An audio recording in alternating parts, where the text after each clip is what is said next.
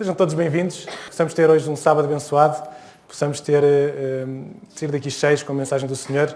Hoje, através do Apocalipse 10, será essa mensagem que iremos aprofundar, que iremos ver. Já lemos isto tudo, já lemos os 10 capítulos do Apocalipse. Hoje vamos ler o décimo capítulo. Lembrar-vos de tudo aquilo que a gente já falou anteriormente, talvez nesta linha do tempo, em que estamos agora a fazer uma mudança do estudo. Até agora tivemos a estudar um conteúdo mais histórico, em que tivemos a estudar as 7 igrejas do Apocalipse, depois estudamos os 7 selos, depois as 7 trombetas, tivemos estes períodos históricos para compreender, e o último que estudamos foi o capítulo 9, em que íamos até à 6ª trombeta, e hoje vai haver um interregno entre a 6ª e a 7ª trombeta para um assunto que será aqui introduzido, o assunto do Apocalipse 10. É um assunto fácil, não é tão difícil como os anteriores, e é um assunto que tem muito a ver connosco. Como vos dizia, agora a mudança, a partir do capítulo 10 do Apocalipse, temos agora assuntos que são muito mais próximos de nós, que têm muito mais a ver connosco, e por isso muito mais impactantes na nossa vida, nos abanam muito mais.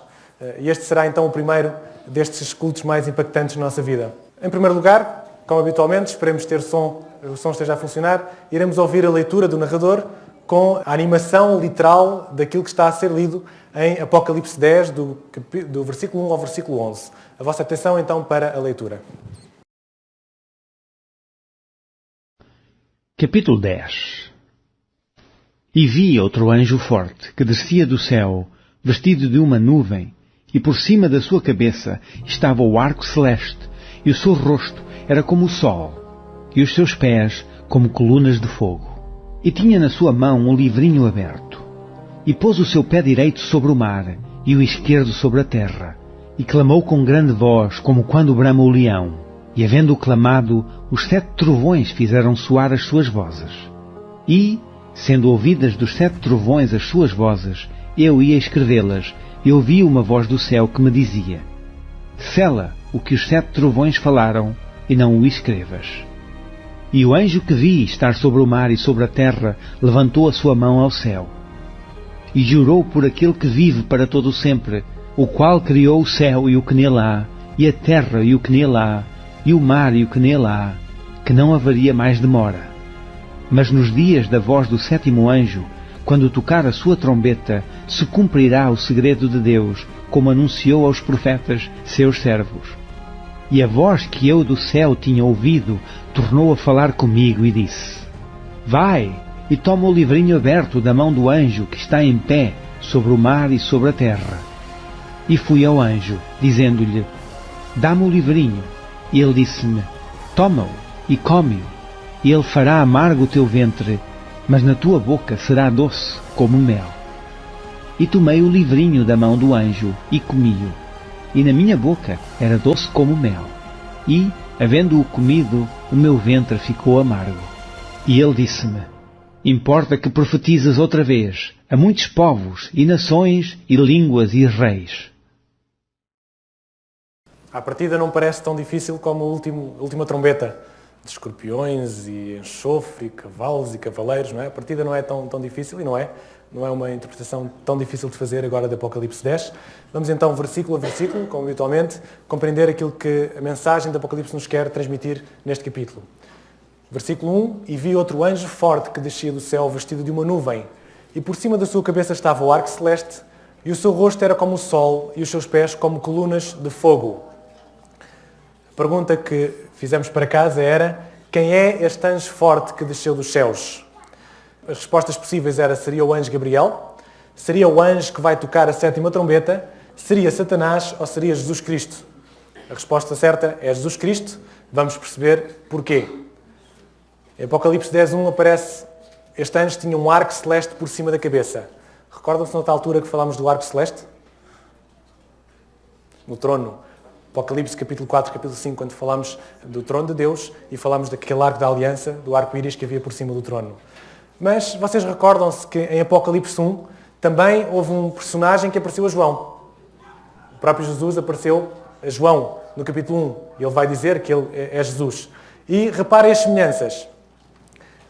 Em Apocalipse 10 aparece vestido de uma nuvem. Em Apocalipse 1 aparece com um vestido comprido. Em Apocalipse 10 diz que tinha o rosto como o sol. Em Apocalipse 1 diz que o rosto era como o sol na sua força. Em Apocalipse 10 diz que os pés eram como coluna de fogo.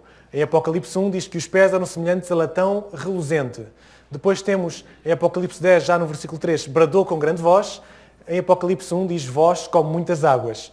Como anjo forte, em Apocalipse 10, em Apocalipse 1 apresenta-se como estive morto e agora estou vivo. Quem é que esteve morto e agora está vivo? Jesus. Portanto, não há muitas dúvidas aqui, aliás, a maior parte acertou nesta pergunta. Estamos perante Jesus Cristo. Este anjo que desce do céu, que tem um arco, que tem um rosto de sol, é Jesus que vai aparecer agora a João e que vai lhe transmitir uma mensagem e que vai fazê-lo experimentar também uma mensagem. Não é? Vais comer e vai ser doce e vai ser amargo. Vamos caminhar até aí para entender o que é que querem dizer.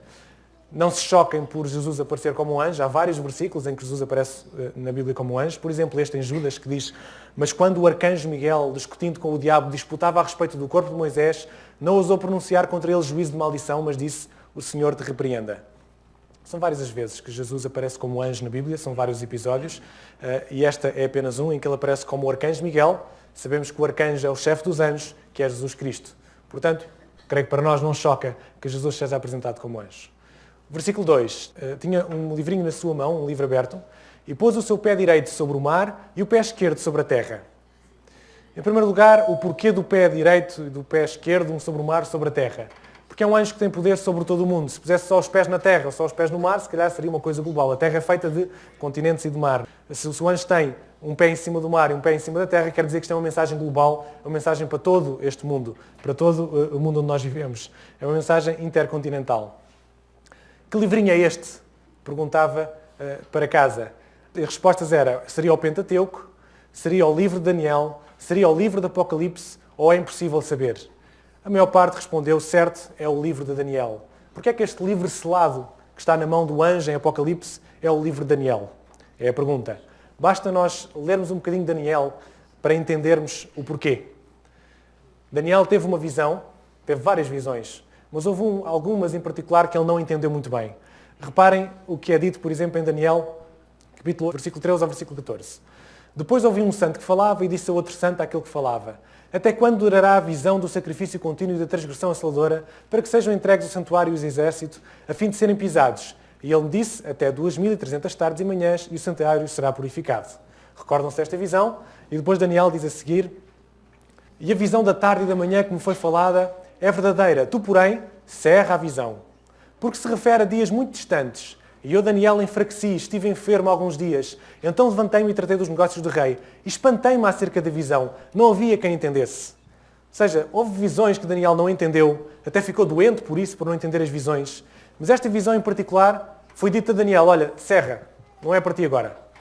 Cerra a visão, fecha aquilo que leste, porque não vais entender, não é para o teu tempo.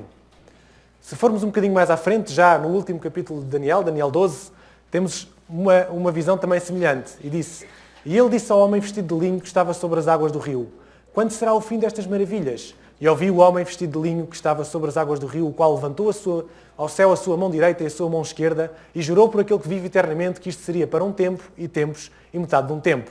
Temos aqui um homem a levantar as mãos ao céu, a jurar eternamente, muito semelhante à visão de Apocalipse. E ele vai apresentar que isto é para quando? Para um tempo e tempos e metade de um tempo. Já vamos falar sobre isto.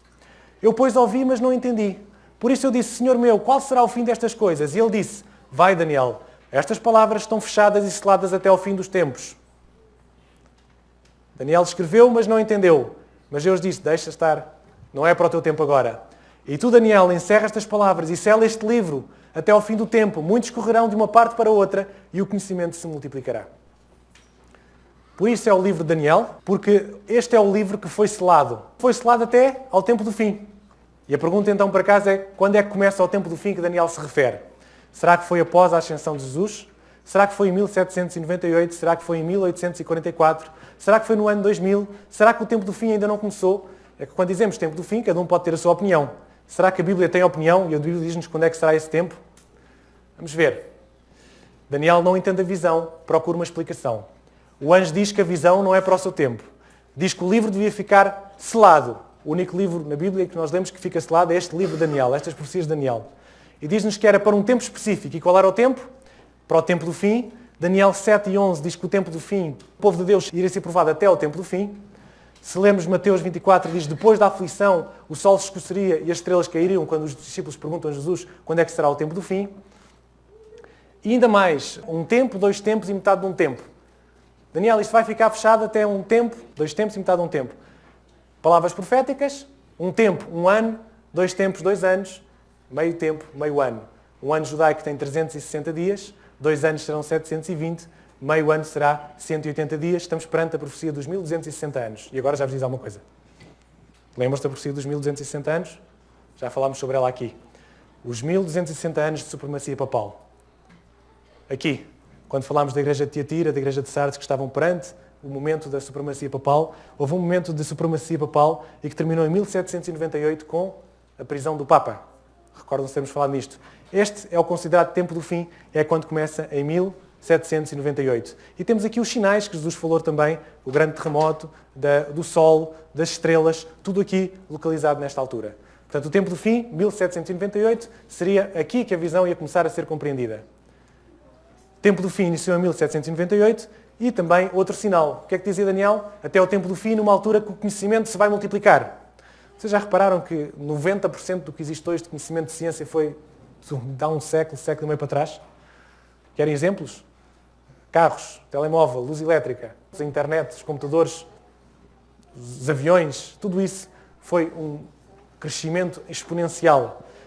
Tudo isso no último século. Portanto, parece-me que a profecia de Daniel, para o tempo do fim, para o tempo que a ciência se vai multiplicar, aquela profecia que ele não entendia, ia ser entendida agora, neste momento do tempo do fim. Continuando a visão. E clamou com grande voz, como quando ruge um leão, e havendo chamado os 7 trovões, emitiram as suas vozes. Quando os 7 trovões acabaram de emitir as suas vozes, eu ia escrever.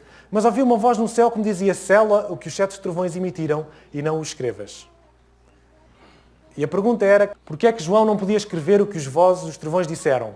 Porque João não entendeu o que disseram, porque ainda não tinha chegado à altura para a mensagem ser conhecida, porque os trovões não falam. É verdade que os trovões não falam, foi uma voz que parecia um trovão, mas a verdade era aquela que vocês acertaram, ainda não era a altura para a mensagem ser conhecida. Por isso, João não devia descrever aquilo que os trovões disseram. Há muita especulação sobre o que disseram os trovões. Como vocês sabem, para preparar-me para estes cultos, hoje vários cultos, vocês foram, por exemplo, a cultos evangélicos.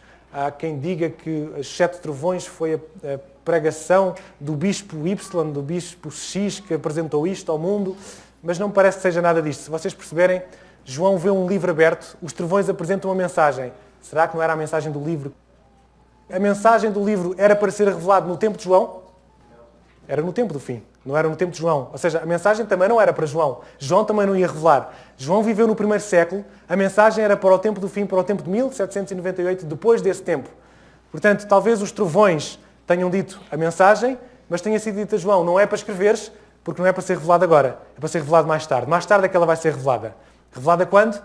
Quando este anjo então traz o livro aberto em Apocalipse. No tempo do livro aberto, no tempo do fim, é que esta mensagem seria para ser revelada. Que mensagem será essa? Estamos nós curiosos. Essa mensagem encerrada desde Daniel. Essa mensagem que João viu, que não podia escrever. Que mensagem será essa? É isso que vamos descobrir esta manhã. A mensagem não era para ser revelada por João, por isso ele também não pôde escrever a mensagem. E o anjo que eu vi estava sobre o mar e sobre a terra. Levantou a sua mão ao céu e jurou por aquele que vive para todo o sempre, o qual criou o céu e o que nele há, e a terra e o que nele há, e o mar e o que nele há, que não haveria mais demora. O anjo diz, não haverá mais demora. A palavra no original não é bem demora. Há várias traduções, nas vossas Bíblias pode estar, por exemplo, tempo, pode ser demora, mas a palavra que vem da palavra cronos. Cronos, uma palavra que quer dizer cronómetro, que quer dizer um tempo que corre, um tempo que escoa, um tempo contado. Mas é um tempo específico, é um tempo que está-se a esgotar. E o anjo diz, não há mais tempo, não há mais cronos, não há mais tempo que escoa. Quando é que terminou o último tempo contado, a última profecia cronológica da Bíblia? Qual foi a última profecia cronológica da Bíblia? Sabem o que é uma profecia cronológica? É uma profecia com tempo contado, em que nós podemos encontrar o início e o fim. 2300 tardes, que termina em 1844. Essa é a última profecia de tempo contado que temos na Bíblia. Existem mais profecias depois de 1844, existem, mas não são profecias cronológicas, não são profecias com data. Nós não podemos datar essas profecias. A última profecia cronológica datada na Bíblia é de 1844. E o anjo diz, acabou-se o tempo, acabou-se o cronos. Ou seja, estamos perante o tempo em que a última profecia cronológica termina. 1844. Mas no dia da voz do sétimo anjo, quando tocar a sua trombeta, se cumprirá o segredo de Deus, como anunciou aos profetas, seus servos. Ainda temos mais referências a tempo. Referências nos dias do sétimo anjo, e então aí se vai tocar uma trombeta, a sétima trombeta, como nós sabemos quando estudar no próximo capítulo, e ainda se vai cumprir o segredo de Deus, que foi anunciado aos profetas e aos servos. Agora o segredo de Deus, mais uma informação que temos que perceber o que é. Quanto a tempo? Vamos localizar-nos. 1798 era a profecia para o tempo do fim, ou seja, começa aqui o tempo do fim em 1798, como nós já vimos que Daniel descreveu. 1833 foi a última mensagem que estudamos, foi o fim do Império Turco-Otomano, 1833. Estudamos o sexto anjo e, portanto, agora vai ser no tempo do sétimo anjo, o tempo a seguir. O último anjo falou até 1833, com o fim do Império Turco-Otomano. 1844, estamos perante a última profecia cronológica da Bíblia. Estão a acompanhar-me? É muita informação? 1844, última profecia cronológica da Bíblia. O livro, então, este livro que o anjo trazia e queria aberto, acabou-se o tempo e ele vem com o livro aberto. Quer dizer que esta profecia que o anjo trazia era para ser aberta agora, quando acabar o tempo. Como nós já percebemos, estamos em 1844 e a mensagem é para ser revelada agora, em 1844. João não podia saber da mensagem. João teve um lamiré que nos ajuda a orientar para o culto de hoje, para sabermos o que é que se apresenta, mas, portanto, é em 1844 que este livro é aberto. E vamos entender isso daqui para a frente. Antes precisamos saber o que é o segredo de Deus. O segredo de Deus será revelado nos tempos do sétimo anjo. O que é o segredo de Deus? Será a revelação do dia e da hora que Jesus vai regressar? Será que é revelações divinas que ainda são desconhecidas e por isso são segredos? Será que é o cumprimento do objetivo do Evangelho? Será que não é possível adivinhar segredos divinos? A resposta certa aqui, é que a maioria acertou, é o cumprimento do objetivo do Evangelho. Como é que sabemos isto? Vejam o que Paulo escreveu uma vez em Efésios, no capítulo 3. Paulo escreve assim: como foi este mistério manifestado pela revelação, como antes um pouco vos escrevi. Por isso, quando ledes, podeis perceber a minha compreensão do mistério de Cristo, o qual, noutros séculos, não foi manifestado aos filhos dos homens, como agora tem sido revelado pelo Espírito aos seus santos, apóstolos e profetas. A saber, que os gentios são co-herdeiros e do mesmo corpo e participantes da promessa em Cristo pelo Evangelho. Ou seja, o segredo que Paulo aqui está a apresentar é o mesmo segredo que está ali em Apocalipse, é que o Evangelho agora é para todos. O Evangelho é para ser divulgado a todos. É que a salvação é para todos em Cristo Jesus. É o segredo. A mensagem foi fortemente proclamada no tempo do fim, esta mensagem, que o Evangelho é para todos, que a salvação é para todas. Este foi o momento que foi anunciado. Jesus também nos dá uma ideia sobre isto. O Evangelho do Reino será pregado em todo o mundo, em testemunha a todas estas nações, e então virá o fim. Jesus também nos dá uma orientação de que o Evangelho havia de ser algo que iria ser revelado neste tempo do fim. A mensagem do tempo do sétimo anjo, da sétima trombeta. Tomar das nações um povo para o nome de Deus. Estamos perante os dias do sétimo anjo em que se vai cumprir o Evangelho, em que se vai cumprir a pregação da mensagem, em que se vai haver um proclamar desta mensagem para todos aqueles que vivem neste mundo. Precisamos então do enquadramento histórico. Se estas informações até agora foram complicadas, vamos agora exemplificar o que é que isto representa na história e vocês vão perfeitamente entender o que é que falamos até agora. O enquadramento histórico destes primeiros versículos que lemos. O enquadramento histórico começa com um homem chamado Guilherme Miller. Já ouviram falar? O que é que Guilherme Miller tem a ver com o livro descelado, com o livro que está fechado em Daniel e que está aberto agora em Apocalipse? Guilherme Miller, a pergunta para casa era: quem foi Guilherme Miller? Será que foi um curioso da Bíblia, não religioso? Será que foi um membro leigo da Igreja Batista? Será que foi um pastor da Igreja Metodista? Foi um dos filhos da irmã Helena White? Nunca ouvi falar de tal personagem. A resposta certa é: ele era um membro leigo da Igreja Batista, recém-convertido. Ele era um homem culto, com um grande sentimento de justiça, é o que nos diz a história.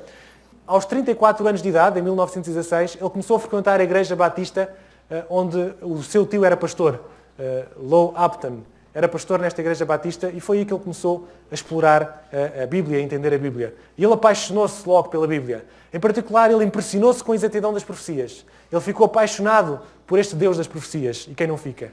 Estes estudos de Apocalipse fazem-nos apaixonar por este Deus que nos escreve isto de uma forma tão exata, tão precisa, para que nós possamos ter confiança nele. E ele impressionou-se com a exatidão das profecias. Em particular, Guilherme Miller dedicou-se ao estudo de Daniel e de Apocalipse. E houve uma profecia que porque em particular ele gostou e quis explorar até 2300 tardes e manhãs e o santuário será purificado. Esta foi a profecia que fez comichão na cabeça de Guilherme Miller e que o fez ir explorar.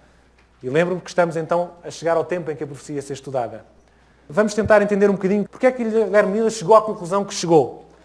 Vou-vos dar um lamiré da profecia. Penso que todos conhecemos, mas vamos só sintonizar-nos todos na mesma onda. A profecia das 70 semanas começa em Daniel 9:25, que diz assim: Sabe e entende. Desde a saída da ordem para restaurar e edificar Jerusalém até o ungido, o príncipe, haverá 7 semanas. E depois 62 semanas. Portanto, 1 semana para edificar Jerusalém e mais 62 semanas até o ungido. Quando é que saiu a ordem para restaurar Jerusalém? Vocês já estão carecas de saber isto? 457 a.C. houve o decreto para a reconstrução de Jerusalém. E é aqui que começa a contar o tempo. Daqui houve 7 semanas. E 7 semanas foi o tempo até a reconstrução completa de Jerusalém. Depois havia mais 62 semanas até o ungido. Se contarmos 7 semanas mais 62 semanas, que são tempos proféticos, estamos a falar de 490 anos, vamos parar até o ano 27. 62 semanas até o ungido, até Jesus ser batizado.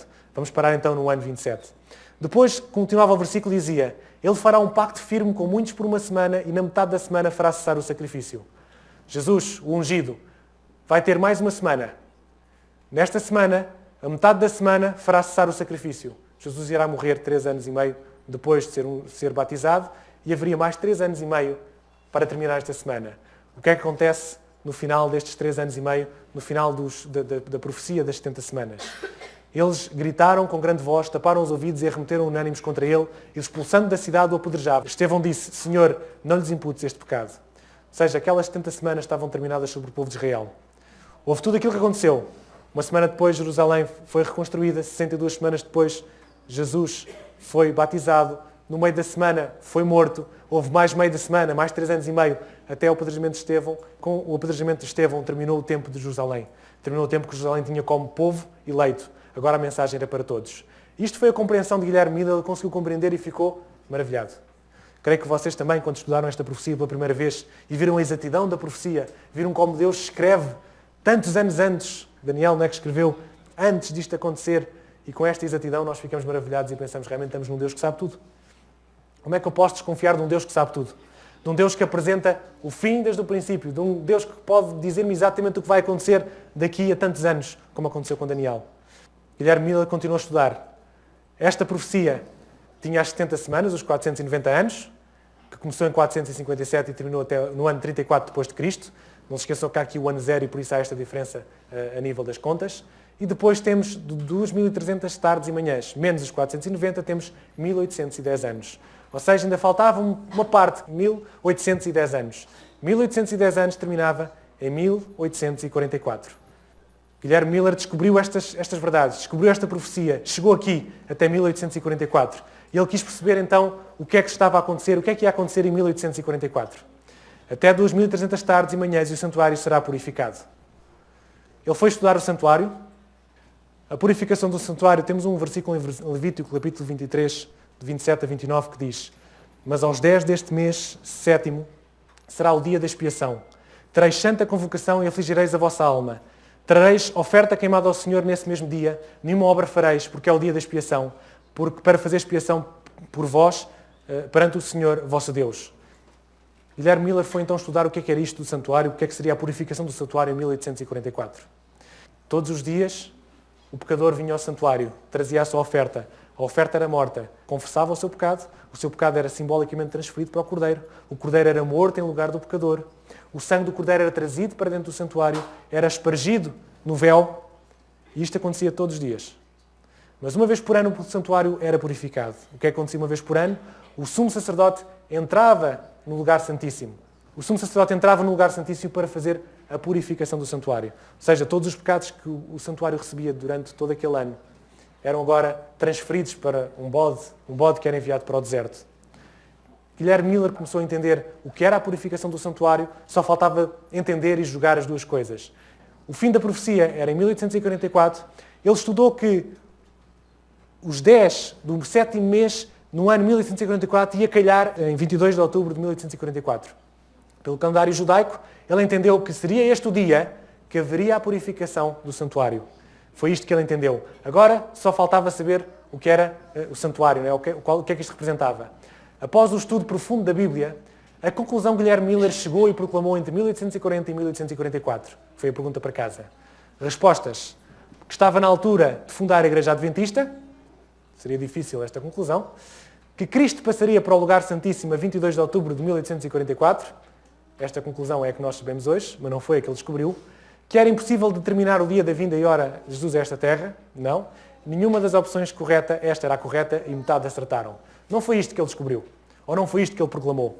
Ele não acertou nesta história de Cristo passar para o lugar santíssimo. O que ele achou foi que o santuário era esta terra. Ele assumiu que o santuário que estava ali, a purificação do santuário, era esta terra. Este é o santuário, é esta terra. E o que é a purificação desta terra? É a segunda vinda de Jesus. Quando Jesus vier, esta terra vai ser purificada. Correto? Foi isto que ele assumiu. Então ele começou, em 1840 a 1844, ele começou a pregar o Advento. Começou a pregar que Jesus viria a 22 de outubro de 1844. Foi a pregação que Guilherme Miller começou a apresentar. Não foi só Guilherme Miller. Outros surgiram com a mesma pregação em outros locais do mundo.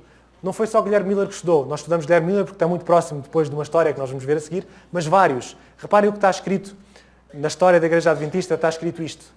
Guilherme Miller não foi o único, nem o primeiro a chegar a estas conclusões. Sem o saber, Miller desenvolveu as suas ideias do jesuíta Manuel Lacunza. Este Gutierre de Rosa, jurista mexicano, advogado junto ao Tribunal da Inquisição, também chegou a esta conclusão. Adam Burwell, também missionário canadense da Sociedade para a Propagação do Evangelho.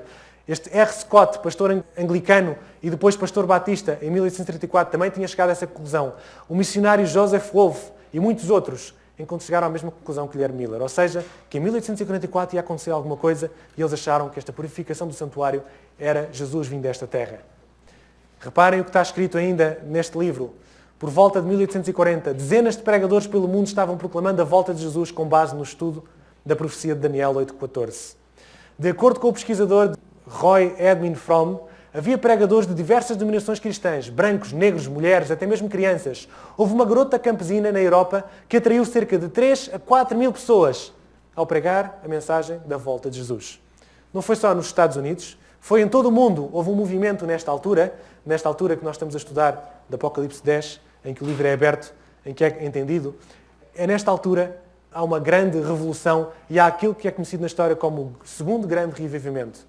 Houve um grande reavivamento nesta altura, entre o ano 1840 e 1844. Centenas de pregadores pregaram o Advento, imensa literatura foi produzida, fizeram todos os preparativos para receber Jesus com grande alegria em 1844.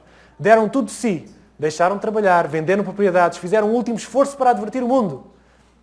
Eles com o dinheiro aproveitavam para ir a vários lados, para apresentar esta mensagem, estavam convictos que Jesus viria em 1844.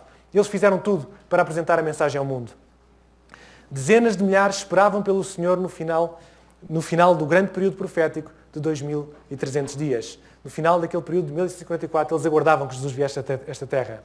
Reparem, é uma mensagem muito fácil de apresentar. Se realmente, pensem vocês, estivessem convictos que Jesus vinha em 1844, o que é que nós íamos pregar? Vai acabar a doença, vai acabar a morte, vai acabar o sofrimento, vai acabar a maldade. Quem tinha perdido um ente querido, e é tão fácil qualquer um de nós perder um ente querido, ia ter na esperança de o poder reencontrar brevemente. Jesus viria em 1844 e ia poder ver o seu ente querido. Foi uma mensagem que explodiu que nem um fósforo. E as pessoas realmente acreditaram e ficaram contentes. Como seria se fosse connosco? Já se imaginaram naquele lugar? Já se imaginaram nesta altura? Jesus vai voltar. Pode não ser em 1844, que não foi, como nós sabemos. Como é que é o nosso ânimo? Temos alguma coisa a aprender com o ânimo deste 1844, quando eles acreditavam que Jesus voltaria? Eles também acreditaram, erraram na data. Nós acreditamos, mas não temos data. Mas a nossa experiência é muito diferente. Não é com esta revolução. 1844, nada acontece.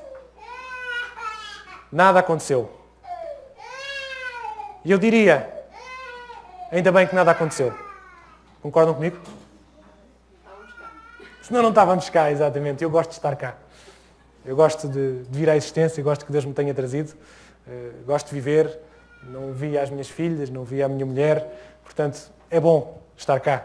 Ainda bem que não aconteceu em 1844, porque assim eu posso cá estar. Mas temos que entender isto. O que é que aconteceu? Qual é o erro aqui? Porque é que Deus permitiu que isto acontecesse? Nada melhor do que o próprio profeta para explicar o que aconteceu. E fui ao anjo dizendo-lhe, dá-me o livro. E ele disse-me, toma-o e come-o. Ele se fará amargo no teu ventre, mas na tua boca será doce como o mel. Tomei o livrinho da mão do anjo e comi-o. E na minha boca era doce como mel, e havendo comido, o meu ventre ficou amargo. Já estava profetizado que isto iria acontecer, e reparem quão certas eram as mensagens do apóstolo João. A que é que se refere esta experiência agridoce que João teve? Perguntei para casa. As ideias seria uma experiência que foi boa no começo, mas acabou por ser má. Era esta a resposta certa. Uma lição de humildade que o anjo quis dar a João. Alguém achou que sim também. Uma experiência gastronómica mal sucedida. Na verdade, foi esta experiência agridoce que passou este povo do Advento. João é chamado a experimentar uma ilustração do que ia passar a Igreja nesta altura, em 1844.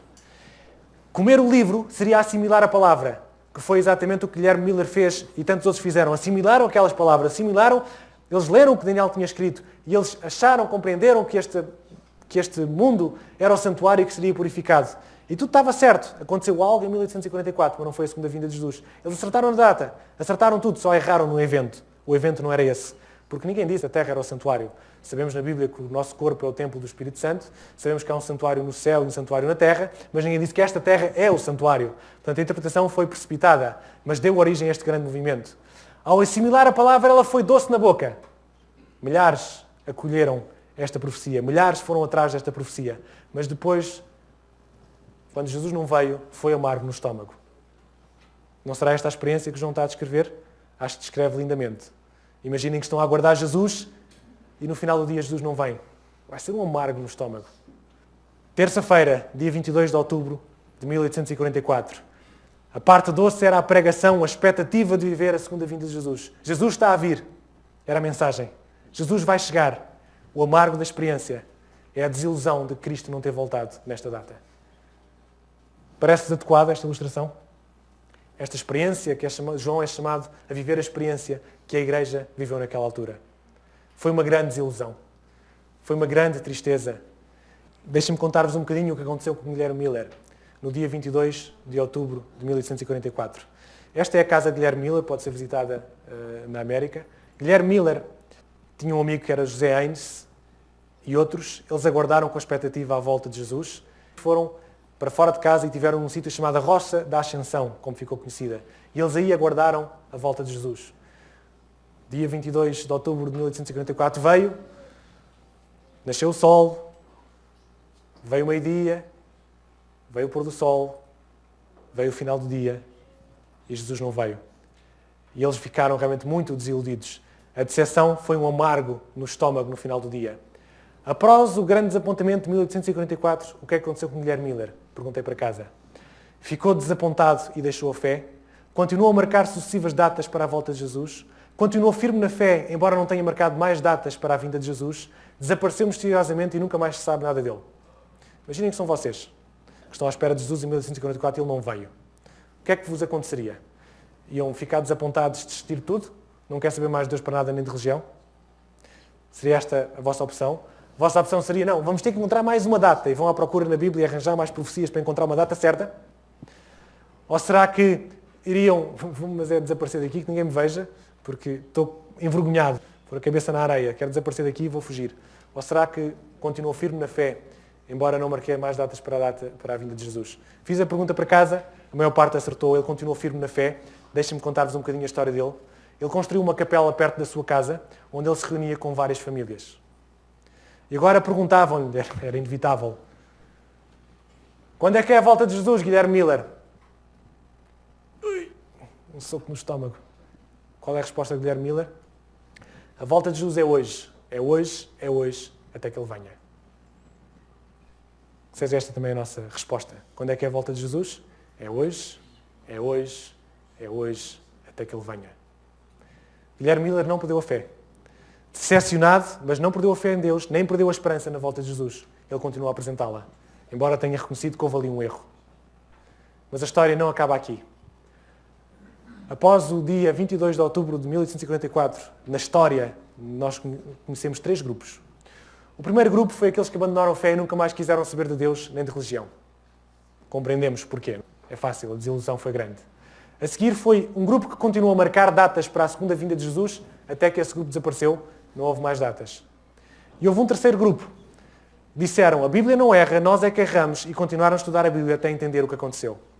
3 grupos depois do desapontamento. Uns não quiseram saber de mais nada, outros continuaram obcecados naquela data da vinda de Jesus e continuaram a marcar, e outros que foram estudar a Bíblia e entender o que aconteceu. Dentro deste último grupo, que será o que interessa para hoje, que interessa para a história, temos Iran Edson. Iran Edson estava no dia 23 de outubro a caminho casa dos amigos para consolá-los do seu desapontamento. E a caminho de casa dos amigos, logo no dia a seguir, graças a Deus que Ele também não nos faz desesperar assim tanto, no dia a seguir Edson está a passar por um campo de milho e ele tem uma visão. A visão que ele tem é de Jesus, no santuário, a passar para o lugar santíssimo.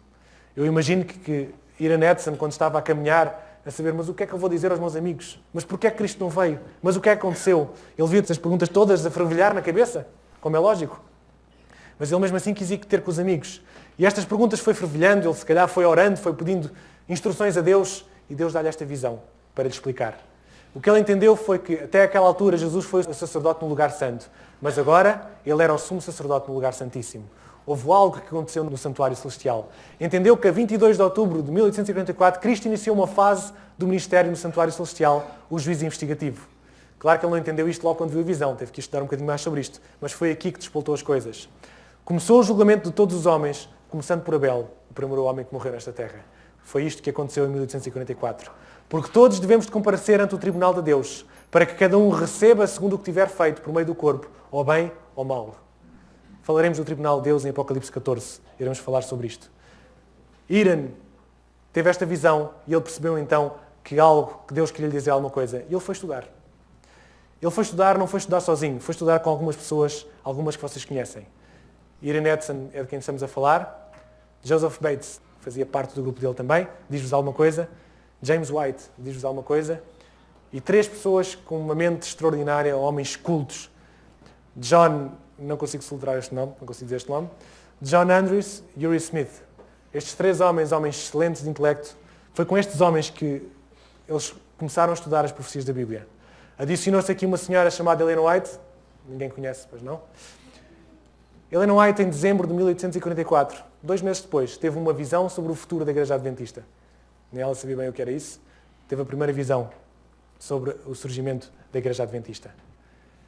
A Igreja Adventista, em 1852, já estava com 2.000 membros. Ainda não era Igreja Adventista na altura. Só na primeira Assembleia Geral em Battle Creek, em 1860, é que surgiu o nome Adventistas do Sétimo Dia. Foi aqui que surgiu o nome. Depois, em 1863, temos a primeira Conferência Geral. Nessa altura já havia 3.500 adventistas, 30 pastores, 152 igrejas. Em 1864, temos a primeira Igreja Adventista na Europa, na Torre de Peliches, portanto nos Vales Valdenses. Foi a primeira igreja a surgir na Europa. Depois temos, em 1904, o pioneiro, Clarence Renfrew, nós conhecemos a história, chega a Portugal e 2 anos depois estabelece uma igreja aqui em Portugal. E perguntamos hoje onde vamos, e está aqui. Se forem hoje ao site da Igreja Adventista a nível mundial, apresentar-vos estas estatísticas.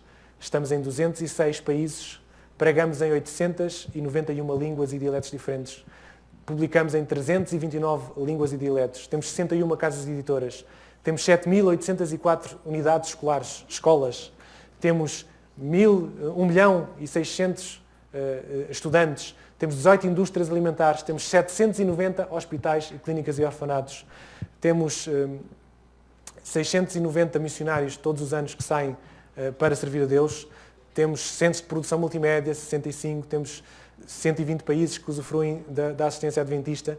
No total somos 17 milhões de adventistas, 17 milhões e meio de adventistas no mundo, 232.000 funcionários. É nisto onde nos tornamos. E dizem vocês, porque é que surgiu a Igreja Adventista? Reparem o que diz no versículo 11. E ele disse-me, importa que profetize outra vez a muitos povos, nações, línguas e reis. Coloquem-se outra vez no lugar de João. João está a comer aquele livro. Ele foi-lhe amargo ao estômago. E a mensagem a seguir, João, importa que profetizes outra vez. Era doce, sim. Era bom que Jesus tivesse vindo, mas Jesus não veio. Mas há uma missão agora. Importa que profetizes outra vez.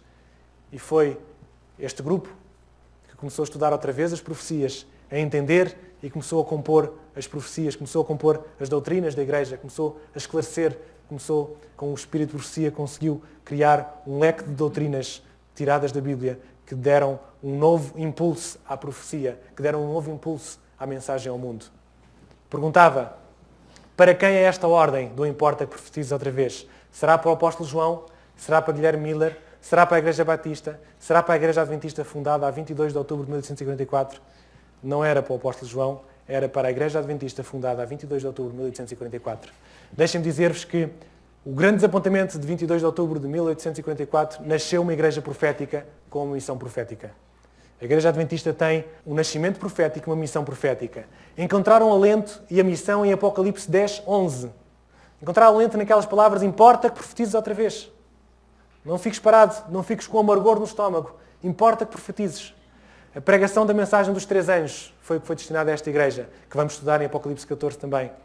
Convidar a todas as nações, tribos, povos e línguas a fazer parte da família de Deus, aceitando a Bíblia como genuína, como a única palavra de Deus e a preparar-se para a segunda vinda de Jesus. Foi esta missão que foi entregue a este povo que surgiu depois do grande desapontamento. Esta é a mensagem de Apocalipse 10. Creio que é uma mensagem bonita, uma mensagem que nós algumas coisas já conhecíamos e é bom conhecer, é bom saber e que mexe connosco.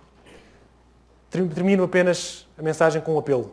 Um apelo um pouco estranho, mas foi o que me surgiu. Ouvi o testemunho deste jovem chamado Gabriel Guilherme Estevão. Este jovem é um ex-satanista e ele apresenta a sua mensagem. Dura cerca de 1h02. Vou dar-vos só alguns lamirés até chegarmos à parte onde eu quero chegar. Mas posso dizer algumas coisas que ele fala, pois se quiserem podem ver em casa o filme todo. Algumas coisas que ele fala ele foi dedicado aos espíritos logo desde criança. Os seus avós, os seus pais eram espíritas e ele foi dedicado aos espíritos desde criança. Havia algumas regras. A primeira regra é que ele tinha que ser totalmente vegetariano. A mãe devia ser totalmente vegetariana e quando ele nascesse devia ser completamente vegetariano. E porquê é que ele dizia isto? Porque é através da comida vegetariana, através de uma alimentação saudável, que ele teria uma mente mais aguçada para as coisas espirituais. Ele fala de algumas coisas. Ele fala, por exemplo, que na vida dele, ele pôde ver diretamente os anjos. Aquilo que nós não conseguimos ver, nós não vemos os anjos, ele via os anjos. Ele via os anjos e os anjos andavam com ele, ao redor dele, falavam com ele. Ele diz que os anjos de Deus e os anjos de Satanás são exatamente iguais. Ele não conseguia ver a diferença. Se tivesse um ao lado do outro, ele não via a diferença. Só via a diferença com as coisas que eles faziam. Porque a atuação de um era completamente diferente da atuação do outro. E houve uma coisa que o sempre o incomodou, que era quando chegava um anjo de Deus, os outros desapareciam. Ele disse, mas este deve ser mais poderoso. Os anjos de Deus devem ser mais poderosos porque os outros desaparecem.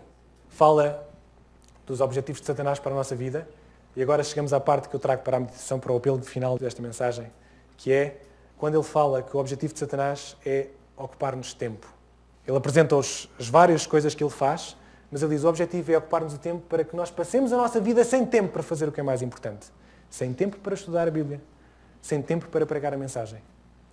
E porquê é que isto me tocou? Porque estudamos uma profecia que diz acabou-se o tempo, acabou-se o Cronos, não há mais tempo.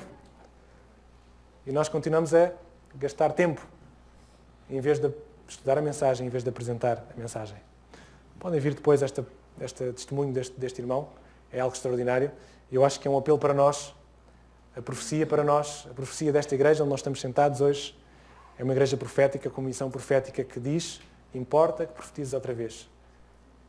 Não podemos dar asas a que Satanás gaste o nosso tempo de vida com coisas que não interessam a ninguém e que não nos vai levar para o céu. Que Deus nos ajude, que Deus nos fortaleça e que possamos, neste ânimo destes primeiros pioneiros da igreja que sentiram este calor desta mensagem para apresentar, possamos senti-la também para apresentar aos nossos amigos. Amém. Bom sábado.